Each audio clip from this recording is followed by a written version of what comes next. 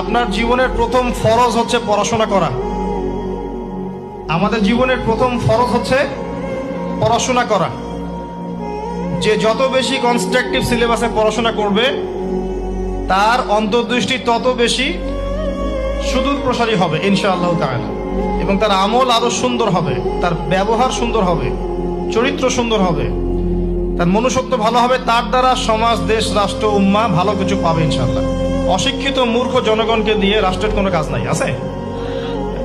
তবে শিক্ষাটা হতে হবে এমন জ্ঞান, ইকরা বিসমি রাব্বিকাল্লাযী খালাক, পড়ুন আপনার সেই রবের নামে যিনি আপনাকে সৃষ্টি করেছেন।